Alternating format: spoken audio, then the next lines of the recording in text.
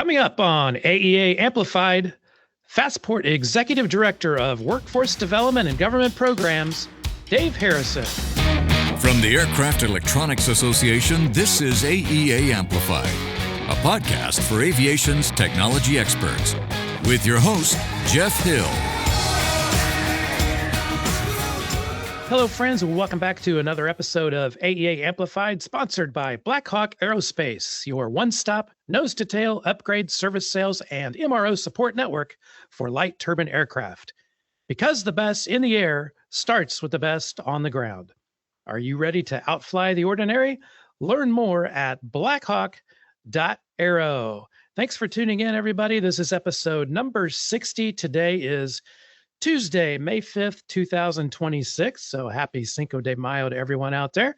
And our guest today, we have Dave Harrison. He is the Executive Director of Workforce Development and Government Programs for Fastport. And we also are joined by Nick Brown. He is the AEA's Director of Workforce Development. And today we want to talk about a brand new program that I know AEA members are going to be excited about, and that is apprenticeships. So, Nick, let me start with you. First of all, I know you talk to a lot of repair stations and AEA members all the time. Just give us a quick update on what you're hearing out there. How serious is the workforce shortage in avionics right now? And what are shops telling you about their biggest hiring and retention challenges? Hey, Jeff, happy to be here. I think that's a important question that the industry is faced with, and workforce and finding the right talent is a huge problem right now. And I think the way our industry is currently positioned is difficult for AA members, because when someone's leaving high school, there's really four paths that they're open to. The first is going to college. The second one is joining the military. And then the third is joining a trade that has a registered apprenticeship program, like when you think of construction or electricians or plumbers or HVAC, they all have a registered apprenticeship program. And then the last option that students are faced with when they're entering the career field, graduating from high school, is kind of the others. And that's kind of where avionics is currently. It's a trade that, if a student's leaving high school and they're not going to college or the military, or they're joining an apprenticeship program, they're either working at McDonald's or, applying for an AA member shop. So right off the bat, it's hard to find good talent coming into AA shops. So with this registered apprenticeship program, it brings our industry up forward and when kids are leaving high school, and more importantly, when they're, going home to talk to mom and dad about career options at the dinner table, they can talk about, hey, I'm interested in working at an apprenticeship program at an AA member shop and entering this industry. And there's career progression and there's training and there's all this. So really excited about this partnership, because it's going to move the needle dramatically for AA members in getting talent into their shops. Well, Dave, let me ask you from the employer's perspective, if you're an avionics shop out there, why should a shop consider implementing an apprenticeship program? And how will this program help with their retention, consistency, and training? And basically, what's in it for them? Well, you already hit one of them in your question.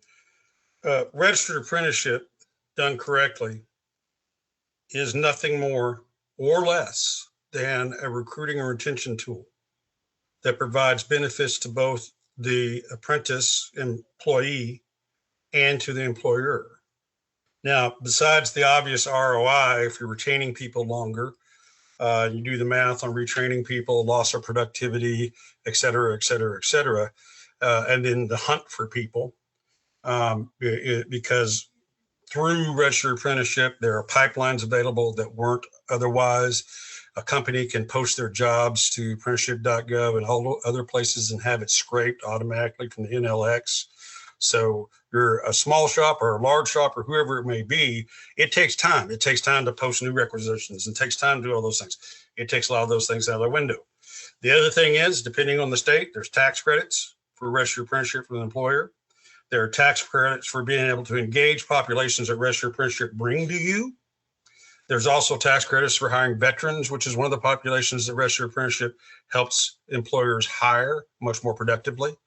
The last thing is that there are WIOA benefits and talent pipeline grants and hope grants, et cetera, et cetera, et cetera, that vary from state to state and process, et cetera, that are available the moment you become a registered apprenticeship provider that you couldn't touch otherwise. I liken it to, going to the dance. The registered apprenticeship gets you inside the dance. You still got to go talk to somebody to dance with somebody. And you got to do more than that to get a phone number.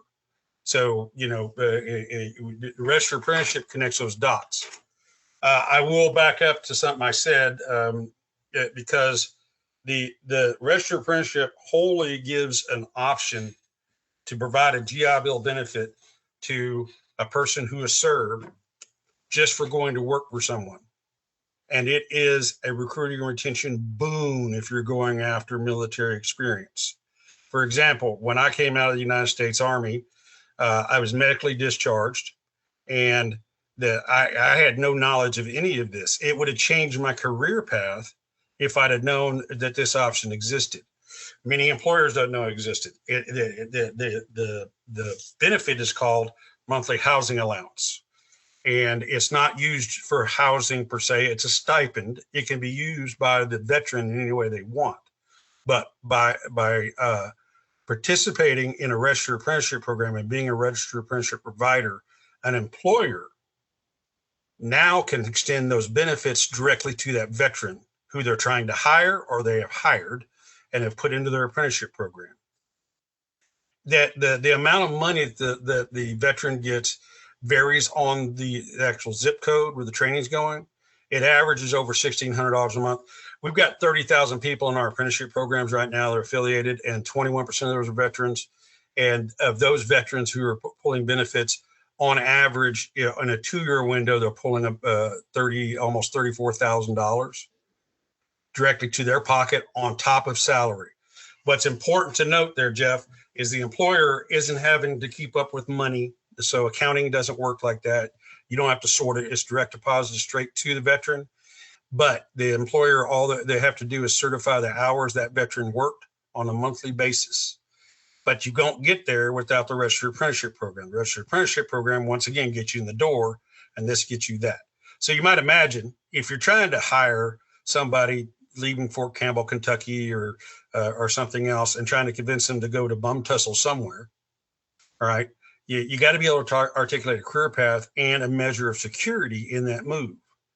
By offering them a GI Bill benefit that's going to give them $30,000 extra or more than the salary, you're giving them real chance at viability in their transition and long-term sustainability. The other thing is, if you're the hanger over here that's offering GI Bill benefits to somebody, they're less likely to leave you than to go across the street or across the tarmac to somebody else, because they're giving up, tens of thousands of dollars. So it's a win-win across the board. Yeah, that's great to know, because I know our shops, traditionally have looked to the military and the vets as a source of labor. So that's great information to know. Dave, let me also ask you, of course, just a few weeks ago, I think it was in early April, the AEA and Fastport together was officially recognized by the United States Department of Labor as a registered apprenticeship sponsor. So tell me, what exactly does that mean with that affiliation there with the Department of Labor? As it applies to the AEA, it's what's called a national program standard, and and it get more in the weeds a little bit, but this is important. It's a group non-joint. So what that means is Company A, Company B, and Company C all can participate in the same standard, but it's their program. They don't have to, and they get to tailor to their specific needs. And what one company does is proprietary information away from another company. For example, I've got 30 national program standards that already exist in space, and I've got one that has a union shop that has CBAs that vary by locations and is very complicated to work with and requires 2 committees and a rite of passage and a crucible just to get something done. I got another company that's also a Fortune 500 company that is the last company in the world, say maybe Walmart, that would go union ever. Both of them have been operating the same standard for 9 years, and neither one of them know they're in the same standard because it's their program underneath that standard.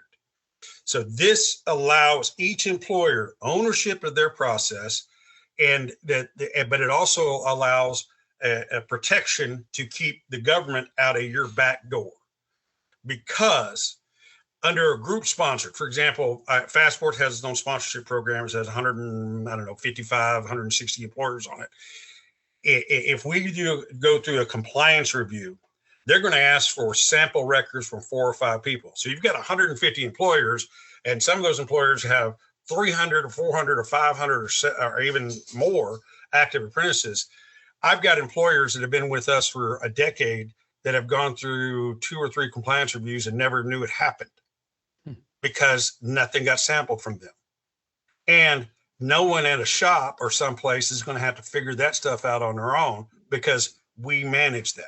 So what you have is you have the related training instruction that AEA provides, plus the combined industry approach. So we vetted this process, and the occupation is a framework that should fit 90+% of everybody's needs, if not more. We've already engaged, 10 plus employers just from our conference where we announced the standard. And we haven't had anybody want to do wholesale revisions on their training process or anything else. So it tells me that Nick and Gina from our team got it right and know how to pay attention to what the industry needs. The other thing is that what it means with the registered apprenticeship is now Fastport acting as AEA's agent, we can onboard employers very quickly, and we, Fastport, can take 90% of, and will take 90% of the administrative burden off of an employer they otherwise would have if they registered by themselves or were sponsored their own program. That's, believe it or not, that's a simple answer, Jeff. Okay, well, the next question might be, I don't know if it's a loaded one or not, but just walk us through just a little bit. How does the apprenticeship program actually work? Well, the touch points that are really relative to an employer is going to be this. You have a conversation with Fastport's team, me, Gina, most likely. We call that a discovery meeting. That's where we figure out what exactly that employer needs, what they're looking for, how they're looking for it. We dispel kind of myths and rumors and other preconceived notions that invariably everyone has because they think it's this or that. And let me say this: if you think that it is that apprenticeship, registered apprenticeship, is for pipe fitters and electricians and bricklayers and union shops only, you would be so far off and so far incorrect in your misconception that I see it all the time. Less than 15% of the actual registered apprenticeship over 22,000 different programs and close to 14,000 occupations have anything to do with building trades or unions, etc. Okay. By and large, that is not the case. It's how it started, but that's not how it became. All right. So, and if you're also thinking that it's only, skilled trades or however you want to look at that, you're wrong. I worked on a management that holds multiple tracks as a career lattice, because a lot of times people go into management of the company, they will have several different hats they wear, and it allows for that kind of fluidity. So the idea of white collar, blue collar, all that, you got to get that thinking out of your head, because you can build apprenticeship occupations on top of apprenticeship occupations. I have partners that we built career ladders for, that they bridge from military service on a skill bridge program, go and get prior credit for that skill bridge towards their registered apprenticeship, walk right into the job as a registered apprenticeship, drawing that GI Bill benefit for the veterans, and they already give them credit for a fourth of their time because they spent that during the skill bridge. Well, that model hires well over 90% in conversion rate, and those kind of things, because it's a clear and concise career path. So what this does is registered apprenticeship allows employers pipelines and access to several resources they don't have otherwise. How it functionally works is this: onboarding conversation or discovery meeting with the employer, dispel any kind of rumors, walk them through the process. The process is pretty simple because all the hard work was done by AEA and Fastport, because the standard is written. You don't have to write a new standard. All you have to do is sign a document that is, and Nick, you can bear me out on this. The Appendix D is what they call it, an employer acceptance agreement, saying employers accepting this national program standard and they're going to participate in it. That's all it's saying. And that is the most straightforward, simple document that the federal government's ever come up with in their entire existence. And Nick, if you've ever seen anything that's less complicated than that, I owe you a beverage of your choice. But my point is, it's a very simple, straightforward document. It says they're participating. It doesn't obligate them to any kind of, demographics. It doesn't obligate them to a time. It doesn't obligate anything. They can do as much or as little as they like or as they need.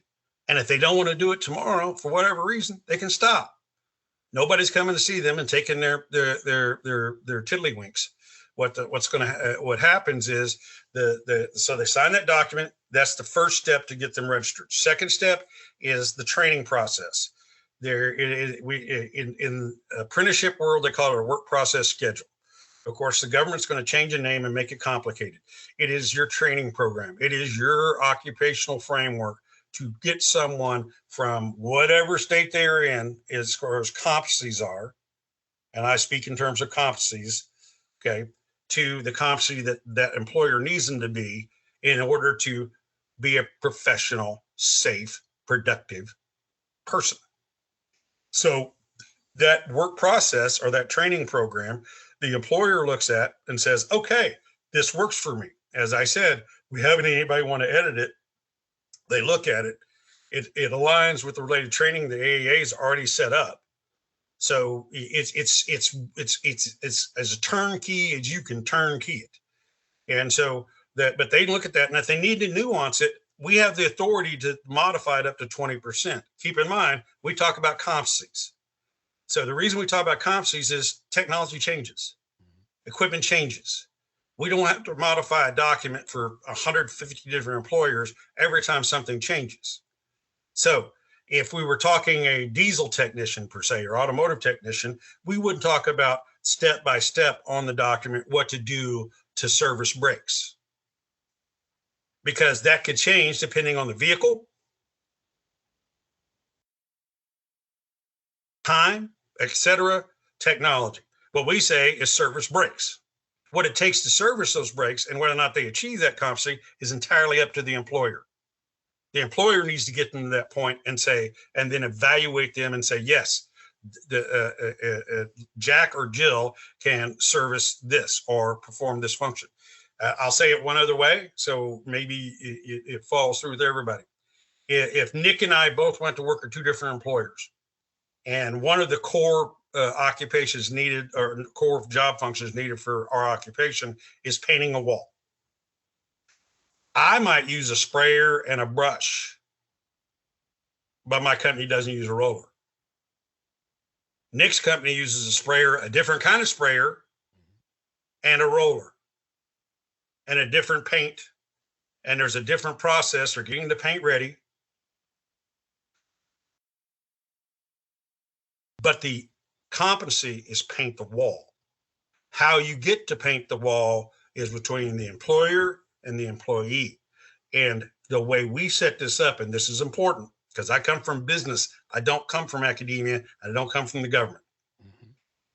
We design these things specifically to be employer user friendly. We don't want to force an employer to be a square peg pounding a round hole. You make it your program.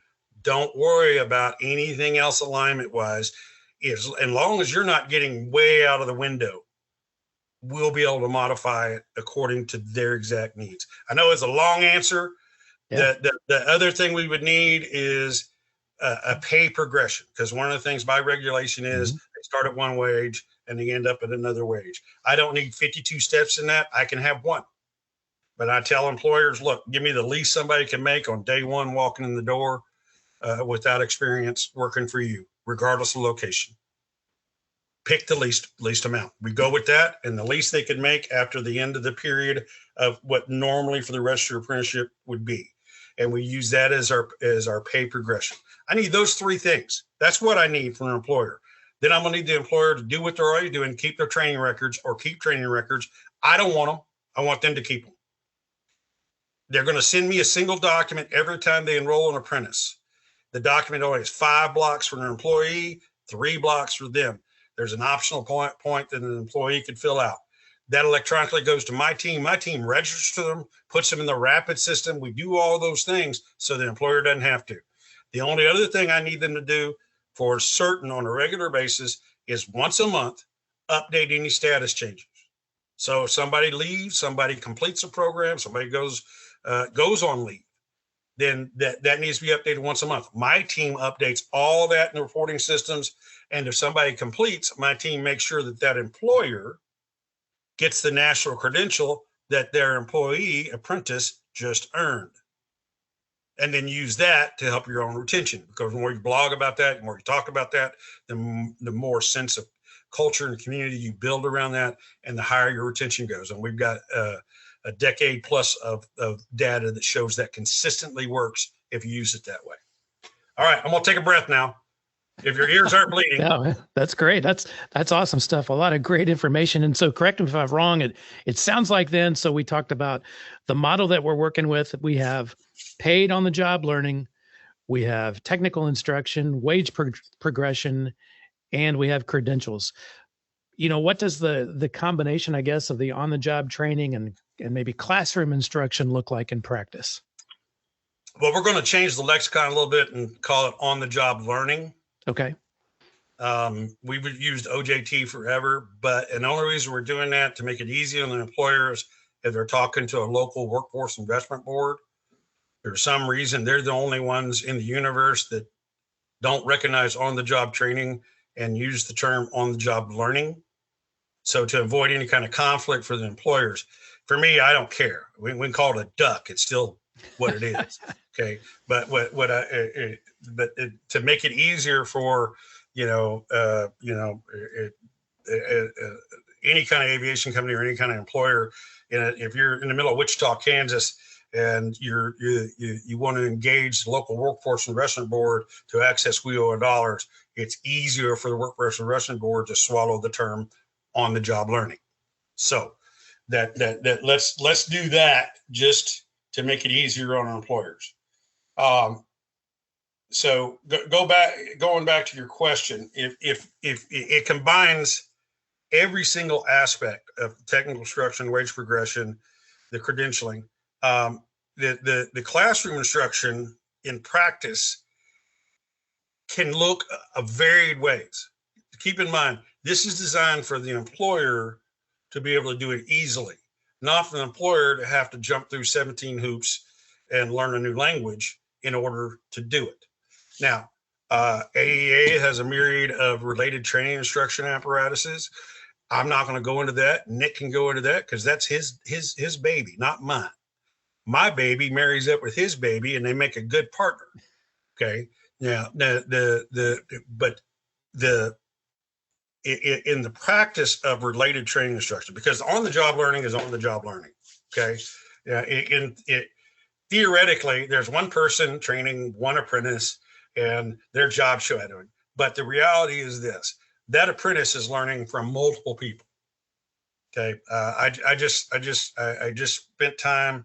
I'm not gonna say which employer is with, but somebody at Wichita's got 25 years in aviation, is training people, and he tells every person he trains the same thing. Don't just look at what I do. He says, I've been doing this 25 years, but I have not worked on everything on an aircraft ever once. There's a myriad of experience around you, and pay attention. And there's more than one way, oftentimes, to peel an onion. So the idea is they're learning from those who know, as opposed to those who have theory or are teaching who have never done it. It's like going to college. It's the only place you can learn business from somebody that never ran a business, which has always seemed an interesting juxtaposition to me. So the idea is that they're getting one-on-one training, but that one who's doing the training can change and evolve and can be a multiplier, and should be a multiplier. So on the job learning is in the function of doing the job and learning by doing. In the old teaching words, I think Nick said this in the presentation. I hadn't thought about this in a while, but I do, we do, you do, or the other effort where I do and then you struggle and then we do and then you do. And more of the Japanese type way of teaching STEM and things like that. The reality is how you get there is how you get there. All people and employers should know this. And this is probably the biggest liability in registered apprenticeship, and also the biggest strength simultaneously. Is you get the old crusty guys like me, that got gray hair and been around forever, and they know more and have forgotten more than most people know. And they have a tendency to be impatient with those who don't know. And they have a tendency to either not share information as readily as they probably should, because they're not training and preparing, and they don't understand. And employers that engage those people and say, look, we need your help. You're not going to be here forever. We are very grateful for your service, but we want to acknowledge that. But the thing is that we want you to leave this a better place. And you can leave this a better place, and you can make an impact that lasts generations. And if an employee is, generally speaking, if an employee is dedicated enough to stay around for a while, they're dedicated enough to try to do something to help that organization in the future. So, and that's where you got to play that space. So that's the on the job learning. It really falls into that. Related training, related training can be a classroom. It can be not a classroom. It can be combinations thereof. A lot of them are combinations, because keep this in mind. You got related training instruction AAA is providing, but if you provide training on new regulatory guidance, or on safety proceedings, or on how to get paid, or how to get, anything that supports you in that occupation is related. So all those things are related training. It's the employer's responsibility to make sure that happens. Use the things that make the most sense and get you from A to B, and does it in the most productive manner. Because the thing is what you invest in that person. And we're not talking about massive investment, because registered apprenticeship by itself alone shouldn't cost you anything more than what you are or you're willing to spend to get quality talent in your shop, in your hangar. And that's it. And if you're already training people, then you have an apprenticeship. You're just not getting any benefits from it. And if you're not already training people and you're even thinking about this, it's because you don't have enough people, and you figured out, I got to grow somebody as opposed to steal somebody from somebody else. Dave, I know there's been plenty of mention about potential financial incentives. How important is that piece for the employers? And are there any grants out there that AEA members may qualify for? Well, okay. How important that is to employers, like me asking how important is chocolate cake to any particular person. Very important. Yeah, to some people, it is the most important, one of the most important things in the universe. There's other people who are allergic to chocolate, so there's varied answers to that. I will say this: there is money, and there is money that's going to be available. We're already connected to some of it, and we're going to make that happen. And there's liable to be more. The thing is that you should never, as a business, build any apparatus contingent upon grant funds. or even incentivized funds from performance. You can use it, you should use it, as long as it doesn't require you to functionally change your business. But if you build something just extensively on the basis of receiving funding, what happens when the funding runs out? It dies, and you lose all value, and all the work you put into it becomes for naught. So that being said, there is currently a advanced manufacturing performance fund for apprenticeship that's available, and AEA, the occupations so far qualify in that space. We are a designated vendor for that space, and we will be facilitating that. That is a fund that's paid to the employer. It's paid through the sponsor, so through Fastport/AEA, to the employer. The apprentice has to reach 91 days in the apprenticeship program in order for the funding to be there. The real steps from the employer is going to be one form, and then a performance valuation or progress report is what they call it on this one. Now that's current. That exists. That's been in place since January. Okay, and we're set up to facilitate that for anybody who has a corresponding occupation. Now, as of let's see, in 19 minutes, there are myriad of RFPs, requests for proposals, going into the Department of Labor that have already gone, but in 19 minutes is the drop dead moment. If it's not in by then, you're not getting it. That include defense industry base, which includes all aviation.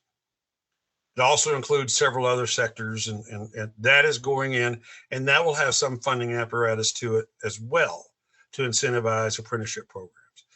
When that's going to be available, probably close to September, as far as actual funds. Could be as far out as October, depending on who gets the DIB, et cetera.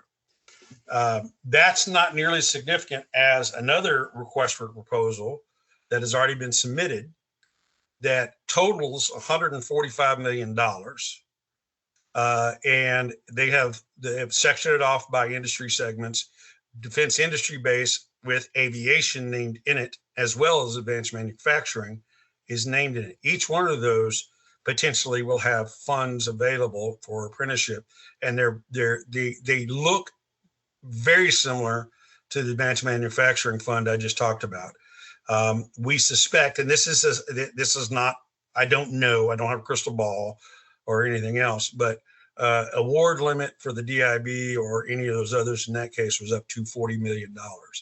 We would be shocked if there's anything less than $33 million. Now, the people managing the funds are going to keep some of that. Obviously, they have to pay salaries, and you keep the lights on. And so you got to figure that the proportion of that's going to go out to the employer. We don't know how much that's going to be. We know what they said framework-wise. Anything I say a dollar amount is conjecture at the least. But I will tell you that most of them are going to settle somewhere around that $4K amount that will go to the employer. The thing is, again, there's only so much of that money, and it's going to go out, and it can be utilized. And if it sets up like the current funding, the employer can utilize it in any way. It's a fungible process, so they don't have to do certain things and pick up pennies on Tuesday and do revolutions in a counterclockwise way to use the money effectively. But those are out there. Now, as far as grants and other things, I made reference to this before. There is WIOA dollars, workforce investment boards. There are a bunch of them. There's not just one. Iowa alone has like 55 workforce investment boards.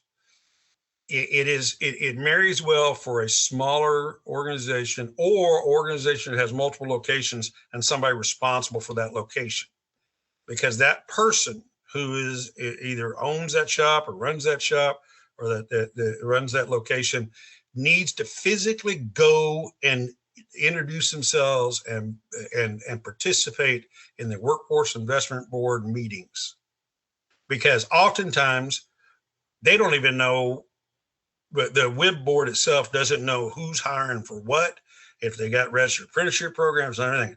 And by being the virtue of being a registered apprenticeship program puts you on what's called the eligible trainer provider list by state. Eligible trainer provider list means you can go have a conversation about workforce investment dollars. Now, I can't tell you how exactly it's going to work because each one of those WIB boards does what the hell they want, when they want, how often they want, and that's an individual relationship that's got to be made. So again, that's like getting you into the dance. You got to go ask somebody to dance, and you got to flirt a little bit if you want to get anything out of that, So I can get you there. I can get you in the room. I can get you the pass to get you in the room. You got to do the rest of that. Along with that, there's work opportunity tax credits that a lot of small employers, and you'd be surprised how many big employers don't actively use. WOTC credits, especially for a veteran. You take a veteran, say he was unemployed for 6 weeks and drawing unemployment, and they're technically disabled. They're drawing disability. That doesn't mean they're not functional. It just means they're drawing compensation disability for service. That person could mean up to $9,600 of tax credit for an employer just for hiring that one person. If the veteran didn't draw unemployment, everything's great. That's the minimum of $2,400. But that's only one category. It's not just veterans. There's multiple categories of people that work opportunity tax credits apply to, and it is fairly shocking to me how many employers don't take the option of doing that. Now, I don't want it misunderstood. WOTC happens whether you're in an apprenticeship program or not, but we just happen to walk you through that process. We will give you the information along. And so that being said, once the employer provides me employer acceptance agreement, they tell me the work process, the training program's good, and give me a pay progression.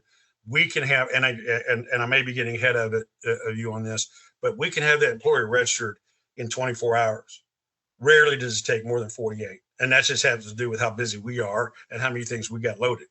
If I had nothing else going on, it might happen within the hour. Okay. But I've never not had anything else going on. But that being said, I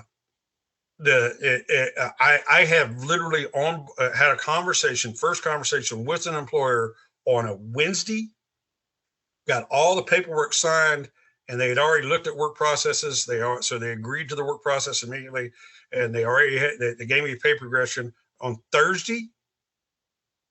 On Friday, we had an onboarding meeting with them where we lay out, this is how you process this document to us. This is what you do.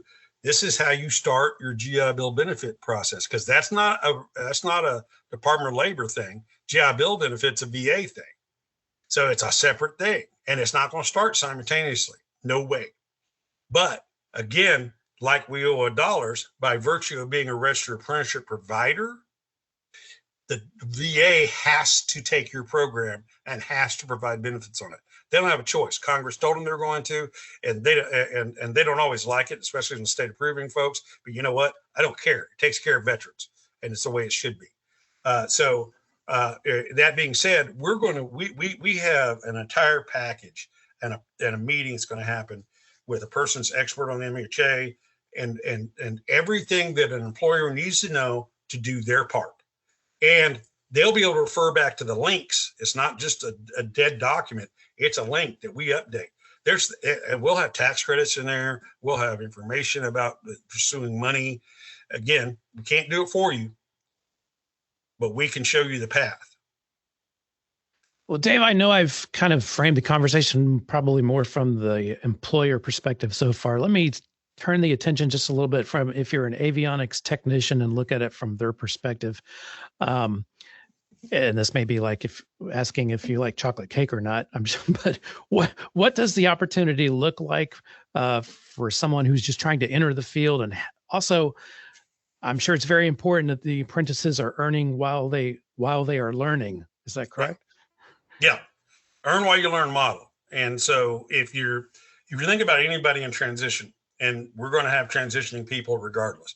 You have transitioning military, you got transitioning. 40% of the college students are working in a job that they could have got with a high school diploma right now. Okay. college graduates. And so, yeah, and then you're having more and more of those folks displaced. Then you're going to have some displacement. Look what happened to Oracle. Look what happened to other things. The market is changing. The Gulf Coast region, just in shipping, announced 7,500 job openings today. They're predicting in a year to double that based off of what's coming out of the federal government. Money demand side is high. All right. So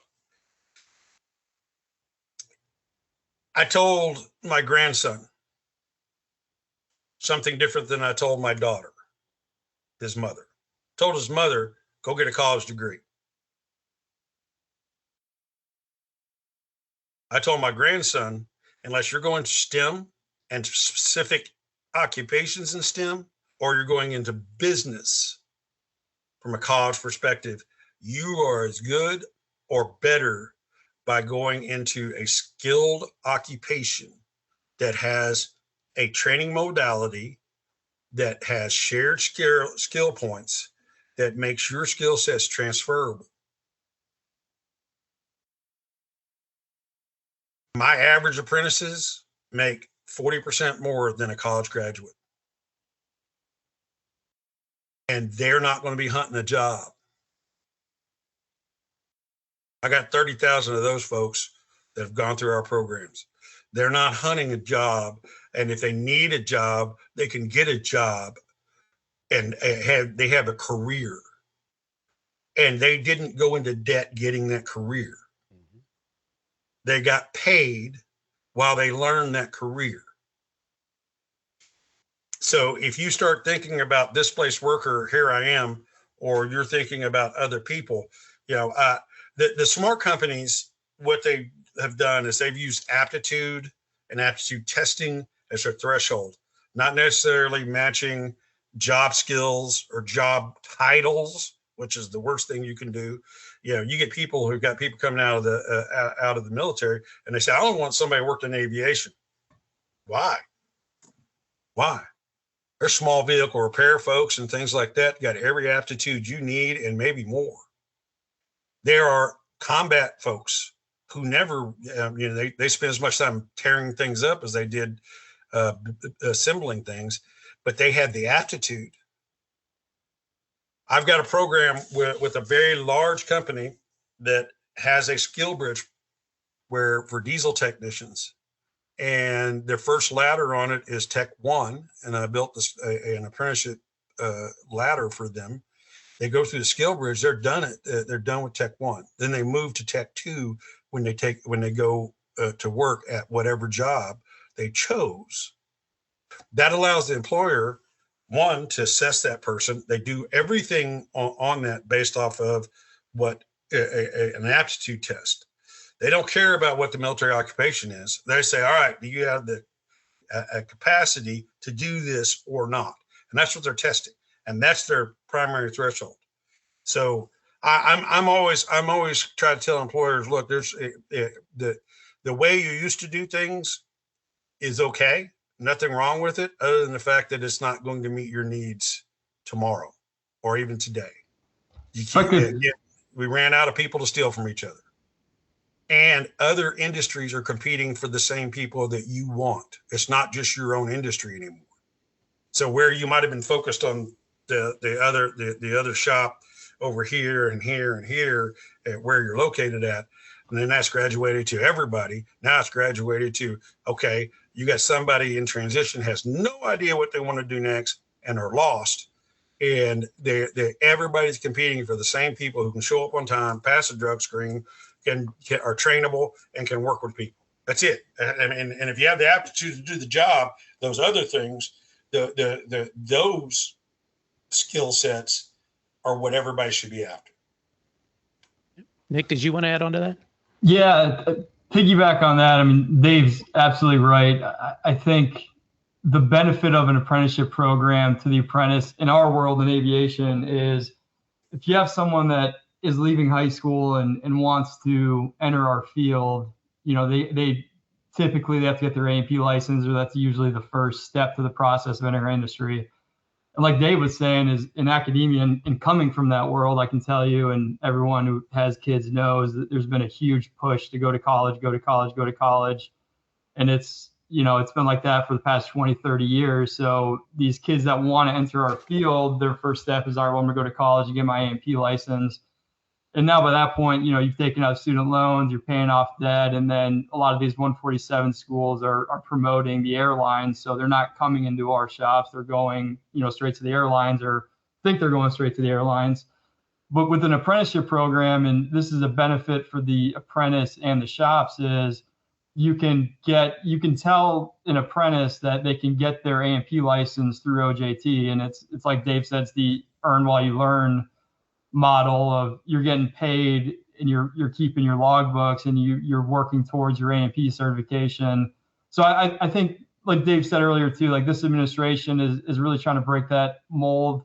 I know the DOL is looking for 1 million apprentices a year, and that's kind of starting. Like this week is the apprenticeship week. So there's a lot. It's really good timing. Everything's kind of falling into place. And by having an apprenticeship program, you're gonna draw a better candidate pool into your shop. And once again, we're visiting with Fastport Executive Director of Workforce Development and Government Programs, Dave Harrison, here on AEA Amplified, along with Nick Brown, AEA Director of Workforce Development, sponsored by Blackhawk Aerospace. Nick, let me turn to you as again here. I presume that the credential that the program is aligned with is the Certified Aircraft Electronics Technician, or the CAET. How does the apprenticeship pathway align with CAET certification and competency requirements? So like Dave said, there's two parts to the apprenticeship program. There's the on-the-job learning, which most shops aren't going to have to change anything for that. That's always been the model of, I'm going to hire someone and then I'm going to show them the way we do things. So that part of the apprenticeship program really doesn't change. I think the second part, the related technical instruction, is probably the most difficult for AEA members, even though you have a lot of options. I mean, basically it's just the book learning, and you need, 586 hours of book learning to accommodate the apprenticeship program. So the CAET is really the missing piece, or it plugs in directly to the related technical instruction. It's the industry recognized credential that the AA's workforce committee kind of all accepted as this is what an entry-level technician should need to know. And then it also aligns to the CAT Advanced, which is kind of the level 2 of that.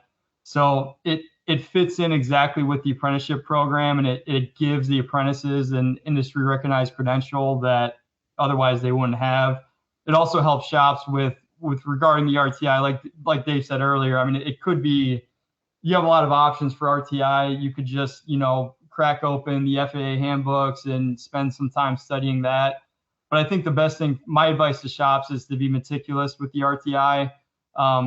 This generation of anyone who's hired a new technician kind of knows is, if you ask someone to go home and study things, or, hey, I want you to read this manual on your off time, or I want you to do these things, that all ties into the RTI. But a lot of these newer technicians, like when work is done for the end of the day, they're done. They're not doing the extra things.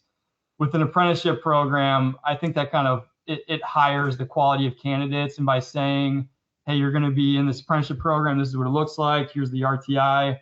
And the AEA already has all those options available. We've got online courses in Aero, we've got conventions, we've got regionals. All that training accomplishes the RTI aspect of that. So the CAET and the certifications that we've developed just take the apprenticeship program to a higher level. It's qualifying what the workforce committee is saying an entry-level technician needs to know, and it also applies to the apprenticeship program. So it makes everything much more professional and industry recognized. Well, and I might add that you also teach a CAET prep course. And so anyone that's interested in taking that, I think it runs over the course of 2 days. It's a virtual class. You can do it online with Nick as the instructor. So if you're interested in the CAET, I would encourage you to check out that course, because it will certainly help you out, and a great service that Nick and the AEA provide. Dave, let me turn it over to you. And I think you alluded to this earlier, and just elaborate on it if you could. I think one interesting point is that repair stations can customize this program. How flexible is the framework? Well, the pat answer is 20%. We can modify the framework up to 20%. But again, Jeff, if you remember my example of paint the wall or those kind of things, or the example of the brakes, if we're speaking in COMSTI language, that 20% is kind of a varied quantity, because if it requires 15 steps to do it now, or to do it in a certain COMSTI, but then there's another that same COMSTI for somebody else requires 20 steps. We're just going to change the COMSTI language. We're not going to add 20 steps. So there is absolute flexibility and the ability to tailor and modify. Now, I once was asked this question when I built a registered apprenticeship program for the largest trucking association in the planet. And somebody says, well, how much can I modify the driver? And talking about CDLA, heavy truck. And I said, well, there's things, there's flatbed drivers, there's these kind of drivers, there's people who do things. So you're going to have some variance there, those things. And you have specifics in your company on how you process loads, you accept loads, you do this. All those things are the variance. But what you can't get away from is you can't say, I'm not going to train on backing a truck. Backing a truck is a core skill set that you need to confirm, even though this person went through a CDL school, that they can actually do. And your own liability says you better make sure they can do it before you put them out there and you end up in a lawsuit that you're not going to win because you didn't verify their skill sets. So you can't get away from the core things, but we can modify how we get to those core things. And then from there, you can modify virtually anything. Does that make sense? It does. Yep. Nick, let me ask you from the association perspective, do you and the AEA see the apprenticeship program as a long-term workforce strategy and not just training? And I guess, how do you see this reshaping the avionics labor pipeline over the next 5 to 10 years? Well, one could surmise, since I make my living and I've dedicated myself to this for over a decade, and I left a Fortune 400 company in a job that I probably wouldn't go get fired from, to go do this madness as a contractor, that I believe in it. And I do. Here's why. I was analyzing, the aging of the workforce and other things and the effect it has on everything. And this was reinforced during the last administration when we had a pipeline that got hacked. And all of a sudden, we have no oil flowing through that pipeline. Well, the administration turned around and looked at the national tank truck carriers and said, help us fix this. And they said, we'd love to. We don't have the people. They said, we'll pay extra. We'll do things. We'll waive the regulations. We'll do all these. Help us. We'd love to. We don't have the people. You may remember during COVID, there were hundreds of ships waiting to be unloaded outside and just sitting there. Help us. We would love to. We don't have the people. So I'm not a smart guy. I used to jump out of planes for a living, and I may or may not have done it successfully every time. But the reality is this. The more difficult it is for the supply chain to work, the more expensive it is for everyone. Period. Supply and demand always works. It's like gravity. And it always is going to drive the train. I didn't want my grandchildren to pay $30 for a loaf of bread. And if you look, none of us here on this call, I don't know who's younger, Nick or Aaron, but none of us here is a babe in the woods. We have some perspective on the universe, and we've been up the road and with or without a paddle and all those kind of things. We know that what you used to spend for something not that long ago is now dramatically different. Inflation happens for several reasons, but at the core of it is how much it costs to make that thing, to get that thing, to move that thing. And those things matter. The same thing with people in critical occupations. Aviation is critical to the supply chain. It's critical to the defense industry base. It's critical. And to have the people who can keep the damn thing in the air is critical. You can't have one without the other. And the more you got to find them, the more expensive it gets to perform that critical task. And the more expensive it gets, that is a national economic issue. And it's a national security issue. So I think it is absolutely essential. It is long-term. We are behind. If you think what Nick said, I will add something to what Nick said about education for years, pushing for college. It's been over 40 years, Nick, that a guidance counselor only got evaluated over whether or not how many people went to college, never got evaluated for how many people went over here to this tech school or over here or learned these skill sets or anything like that. The person who keeps their electricity on and wired their house was left behind by them in most cases, as you well know. All right. So we are at such a deficit from a skills outlook in this country that we are desperately trying to figure out how we're going to build a ship that other countries that we consider to be third world countries can do in their sleep. And we haven't done in 50 years. We're trying to figure out how to get things from point A to point B in a more cost-efficient fashion. And we're struggling because the one thing we don't have is human capital who's been trained to do the job.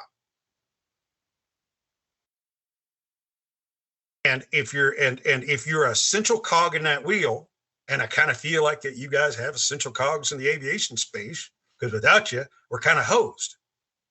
Okay. So to me, this is not a flash in the pan. It's not because this president said this, because I've been doing this since the Obama administration, and it has been a feature of every single administration that I've ever been part of. And this one has said he wants 1 million. And he formed 3 different government agencies to give a plan together to include education, to include commerce, and to include labor. So this isn't going away because supply and demand isn't going away, Jeff.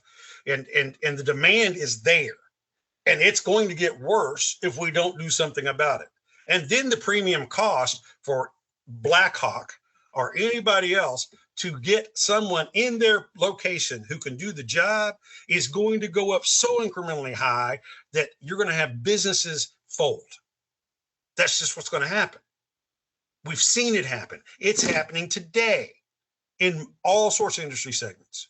So yes, if you ask me, I'm going to tell you, if you're not doing an apprenticeship program and you're training people, you're absolutely insane. You're not thinking about anything besides what's happening tomorrow or in this quarter. And you're going to follow the way of so many other businesses that they're going to go, I wonder what happened over there. Because there ain't nobody there. Because you're not going to have anybody to pull the right lever and turn the right switch and screw the right thing in. And you just can't. So I can give you a billion reasons why it's essential that we make a transition that has a mirrored track with education. I'm not saying education is not important, but to me, education, training, same thing. You can't educate if you're not trained. Nick taught school. Nick, how many students could you ever teach effectively who weren't trained on how to behave in the core fundamentals? All you were doing is keeping them trying to kill themselves and somebody else. Exactly. You weren't educating them because you couldn't. You got to have a core of training before the education happens or that coincides with it. You can't work with somebody. I can't work. It's like trying to train a Tasmanian devil who's pissed off. Not going to happen. I got 2 choices. Get away from it or put it down or lock it up. So Jeff, you're never going to get me to sit there and tell you. And the other thing is this: if you give a damn about veterans and you're calling yourself veteran friendly, or what you should be is veteran ready, and you're wanting them, and you don't provide them with a GI Bill benefit that they've earned, that you could give them by simply signing a document, approving a training process you're already doing, and giving a pay progression, and then once a month updating their hours that they've worked 12 times a year. If you can't do that, you're not military friendly. You're not military ready. You don't give a damn about it. You're just talking. All right, now you got to be fired up. Nick, did you want to add anything from the association's perspective on that? Yeah, I mean, Dave hit the nail on the head. I think the unseen benefits of apprenticeship program are the soft skills, like Dave was kind of alluding to. Is I think the landscape's changed in workforce development across the U.S. is, for us specifically, when a shop is looking to hire someone, their main priority is experience, and they want to bring someone on that already has experience. And the reality nowadays is those people don't exist, or they're not looking for a job. So the reality is we have to refocus our onboarding process and start focusing on training the technicians. And an apprenticeship program does that wonderfully. And like I said earlier, I think the unseen benefit of that is you can now weed people out based off of their soft skills. And that's one of the, I go to a lot of conferences and other, like ATEC with the Part 147 schools. And that's been a really big topic right now, is soft skills. And these kids coming out of school, especially the post-COVID thing, is they don't know how to be a professional on the shop floor. So like Dave said, even if you can train them all the skills, if they don't have those soft skills, they're not going to be a good technician. So by making an apprenticeship program your default hiring process, and you're training them the skills, you now have enough candidates to be able to, if they don't have the soft skills, to weed them out and just move on to the next one. And my goal with this program in the next 5 to 10 years is that AAA member shops aren't having a problem hiring people. Like, that's off their plate right now. Now they're just focused on training and retaining them. And I think an apprenticeship program does that. All right. So then, Nick, for AAA shops, the members out there who are listening here, what are the first steps that they need to take to get involved? I think this is the best part about this whole conversation, is because of how easy Fastport has made it. Like Dave said earlier, I mean, 95% of the administrative burden is on their plate. They're taking that off of you. And I know there's some AA members that already have an apprenticeship program and are taking on administrative burden. So the benefit of having Fastport is they're going to handle everything. Gina's amazing. Dave's great. They're going to handle all the administrative stuff for you. So there's really no reason not to do it. And to answer your question, I mean, the first step is it's as easy as contacting me, and then I connect you with Dave and Gina, and then within the week you're having a discovery call meeting and starting the process. And again, I just to be clear, I mean, like Dave said, shops are already doing this. You already have all the tools in place. You're already training them. You may need a little bit help with the RTI, but the AA has all those resources available. And with Fastport's help, I mean, you guys are up and running very quickly. And of course, AA members can contact you, Nick. They can call you directly. Your number is 816-366-5102. And or they can also email you directly, which is nickb@aaa.net. That's nickb@aaa.net, to learn more about how to get started and take those first steps. Dave, I know you answered this earlier, I think, in terms of how quickly a shop can get get that program up and running. And it sounded like it was within a day or two. But I guess the other big question is, how much does it cost? Well, first off, because we are contracted with the Department of Labor operating in transportation, it doesn't cost the shop anything for us to do what we do. Now, as long as we're contracted, we for some reason we lose a contract. We've been at it for 10 years. And we're on multiple iterations of it. But if some reason things change or something else, then we might have to work out something else. But I'm telling you, our yield point on outside framework on apprenticeship, because we do apprenticeship services in spaces that aren't in transportation because people needed help. And it's such a low threshold. The ROI is still there. So, but we don't really talk about that at this point. At this point, it doesn't cost them anything. We're going to do it, and we already got the system built in place. And to something you talked about a minute ago, and Nick talked about, and I'm restating really, shops and people looking for experienced people that know everything. It was likened in 2012 by a very brilliant man who sounded like he had an 8th grade education and was born on the bayou, but he actually had a 160 IQ, and most people didn't know it, which I loved him for it. But we were talking about the silver tsunami, the aging of the workforce, and I had written a paper about it. And he summed it up like this. He said, everybody's looking for the unicorn, the fully mature unicorn that can do everything a unicorn can do. The problem is everybody went and got more unicorn herders, unicorn hunters, and bigger corrals and trucks to haul unicorns, but there's no more unicorns. There's less unicorns. So unless you start breeding and training your own unicorns, you're not going to have a unicorn or enough of them.